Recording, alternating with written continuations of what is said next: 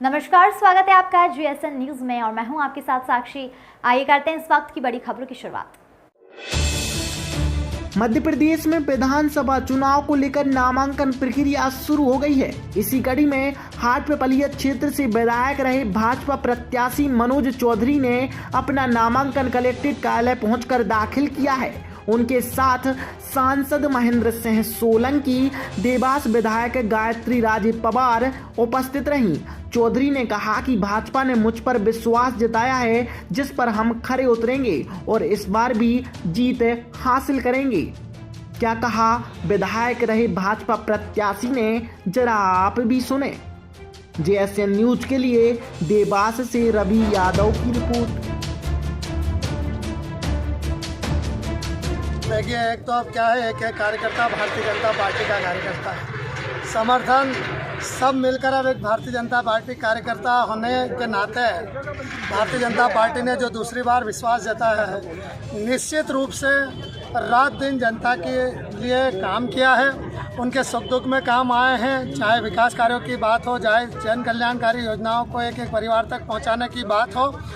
Bharatiya Janata party ने और Bharatiya Janata party के जनप्रतिनिधियों ने, हम सब ने किया और निश्चित रूप से जो विश्वास मुझ पर किया हुआ है, मैं शीर्ष नेतृत्व को धन्यवाद देते हुए इस बात का विश्वास दिलाता हूं कि हम पिछली बार जितने मतों से जीते थे, उससे कहीं अधिक मतों से हाटपिपलिया विधानसभा भारतीय जनता पार्टी का परचम लहराई। ये कृषि आधारित पूरा आपका विधानसभा क्षेत्र है, लेकिन शिक्षा, स्वास्थ्य और रोजगार में पिछड़ा हुआ है। किन मुद्दों को लेकर जनता के बीच जाएंगे? सिर्फ एक दो तीन चीज़ें नहीं थी। कृषि आधारित अगर है तो कृषि में सिंचाई की भी कमी थी।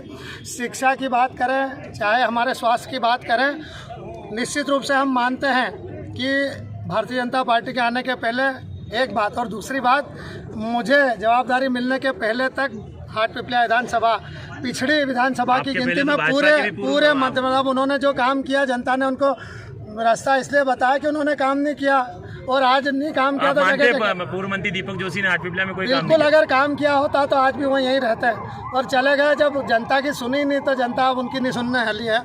लेकिन इतना ज़रूर कहूँगा कि जिस तरह से आपने पूछा किसानों के लिए, तो किसानों के लिए आज 6032 करोड़ रुपए की हाटपिपलिया माइक्रो उद्यान परियोजना की स्वीकृति हुई है, जो ऐतिहासिक स्वीकृति है। आने वाली कई पीढ़ियों को तारने का काम किसान साथियों के परिवारों को करेगी। युवा साथियों को रोजगार के लिए कहीं जाना नहीं पड़ेगा जगह। और उस पर एक अहम सवाल ये है कि भाजपा सरकार में मंत्री रहते हुए दीपक जोशी ने कोई काम नहीं किया, ऐसा आपका कहना है? बिल्कुल, निश्चित रूप से अगर काम करते तो जनता उनको घर नहीं भेजती। एक बार फिर राजवीर सिंह बघेल आपके सामने है, दूसरी बार उनका सामना करेंगे आप? क्यों नहीं करेंगे? हमने फॉर्म भर चुके हैं, वो अपना फॉर्म भरें। और सामना करने वाली बात मैं बता दूं, अभी हमारे दूसरे पत्रकार साथी ने पूछा था कि चुनौती, वो उनके परिवार के भी वरिष्ठ यहाँ पर, उनके पिताजी भी यहाँ 15 साल रहे हैं। साथ ही कांग्रेस की सरकार भी पूरे 60-65 साल तक रही है, पर हाटपिपलिया विधानसभा को एक भी बड़ी सौगात कभी कांग्रेस पार्टी द्वारा नहीं दी गई है।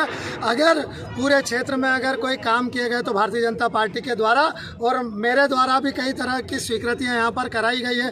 तो निश्चित रूप से ये जनता देख रही है और जनता का आशीर्वाद अब पहले से कई गुना ज़्यादा हमें मिलेगा। कितने वोटों से जीतेंगे? आपके आइडियो वायरल हुए, कई आपके महिलाओं से करते हुए आइडियो वायरल हुए। देखिए, एक बात है, ये सुनो,